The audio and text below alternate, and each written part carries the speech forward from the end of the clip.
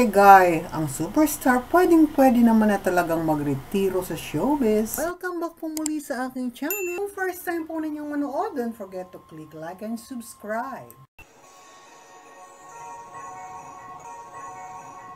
Totoo nga po kaya, Ate Guy, goodbye showbiz na nga ba this 2024?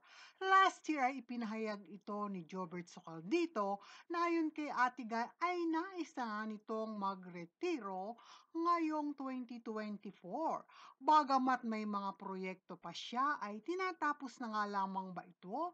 At goodbye showbiz na si Ate Guy? Ang kanyang guesting sa Lilet Matias ay inaabangan na, ngunit bukod dito ay hindi siya napagkikita. Ang kanyang kalusugan at karera ay sinusubaybayan. Magre-retiro na nga ba? Kung tutuusin ay pwedeng-pwede naman at wala nang dapat patunayan pa ang nag-iisa nating national artist. Narating na nito ang kataas-taasan at ituktok ng tagumpay na pinapangarap ng lahat ng mga artista, ang pagiging national artist. And of course, ay marami na rin namang pelikulang. Tapos ang nag-iisa nating superstar na inaabangan na lamang ang mga petsa ng pagpapalabas nito. At ito pa nga, hindi mabilang na mga acting awards, local and international, ng ating greatest actress in 5 continents, national artist.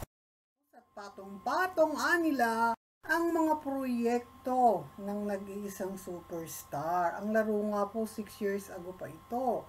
Ligalig noong 1 taon at bagamat sinasabing ipapalabas sa online sa streaming website ng AQ Prime ay hindi pa rin napapanood hanggang ngayon. Ang kontrabida naman, literal na pong magtatatlong taon sa buwan ng Marso na ito ay on hold na. At ang kayeta ay napanood naman na through special screenings. Sabing napakaganda ng istorya, napakahusay nila sapagkat nandito rin ang batikang direktor at mahusay na actress na si Gina Alahar. Matapos ang mananambal ay napabalitang may bagong proyekto. Pong bukod kang pinagpala with no other than Yul Servo. At eto nga po, may nakalinya pa this year with Jobert Socaldito.